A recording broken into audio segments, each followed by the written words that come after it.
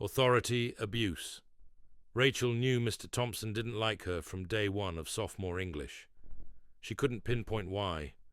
Maybe because she challenged his interpretation of To Kill a Mockingbird.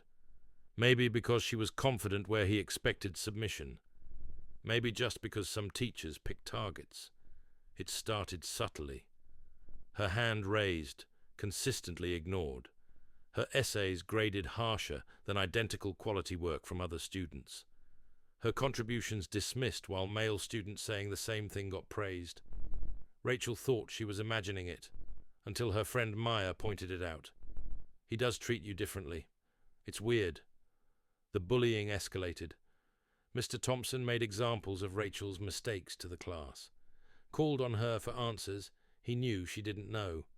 Made sarcastic comments about her work. Created an environment where other students felt permitted to mock her too. Ms. Rachel thinks she knows better than everyone, he'd say when she offered analysis. Let's see if her test score matches her confidence. When she scored 98%, he questioned whether she'd cheated, interrogated her in front of the class, made her retake an alternate version. She scored 96%. He gave her 94% for the disruption caused. Rachel reported it to the principal. The response was dismissive. Mr. Thompson is a veteran teacher with excellent reviews. Perhaps you're being too sensitive. Translation: we believe him over you. His authority trumps your experience. The bullying got worse after Rachel reported. Mr. Thompson never addressed her by name anymore, just you, with contempt. He marked her late, even when she was on time. Found reasons to give her detention. Made her junior year English, a daily exercise in humiliation. Rachel's grades dropped, not because she wasn't learning, but because Mr. Thompson graded her subjectively. She could write the same essay as another student. She knew because she and Maya tested it once, and receive a full letter grade lower. Her parents intervened, demanded grade audits, requested teacher change. The school resisted both. We can't just move students because they don't like their teachers. But this wasn't dislike.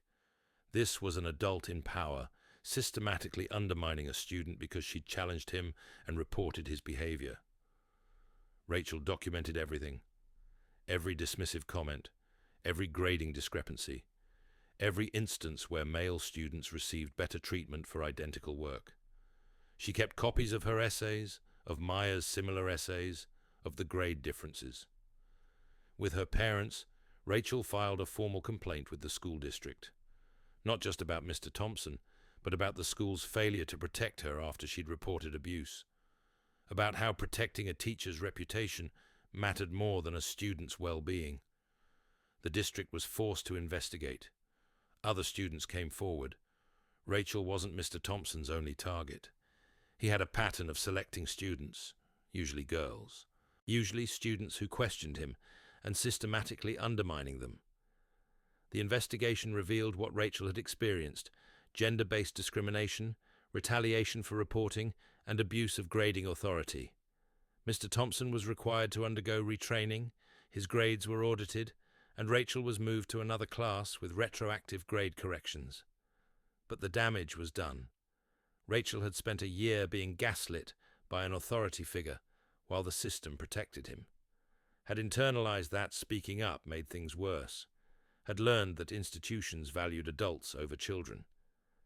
Senior year, Rachel wrote about the experience for college applications, not as victim narrative, but as analysis of power structures in schools, about how teacher bullying was protected under guise of academic freedom and professional discretion, about how students had no real recourse against adults who abused their authority. She was accepted to multiple universities, chose one with strong education policy program, wanted to change systems that enabled what she'd experienced.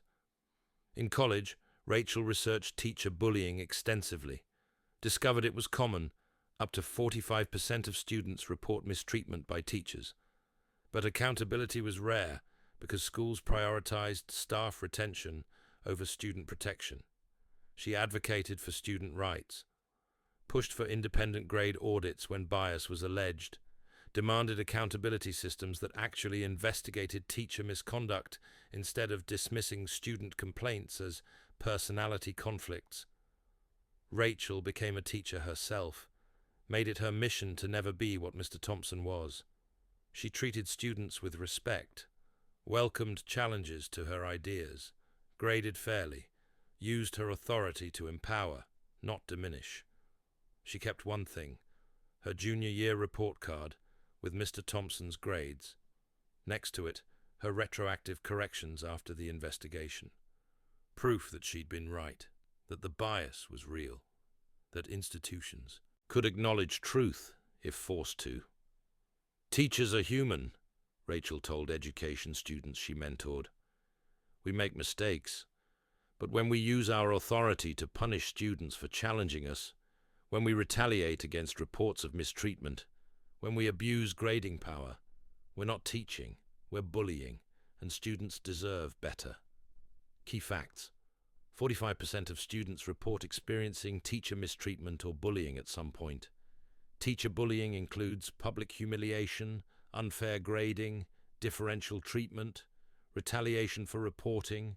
Schools often protect staff over students, dismissing complaints as personality conflicts. Teacher bullying correlates with student anxiety, depression, school avoidance, academic decline. Few accountability systems exist for teacher misconduct below criminal level.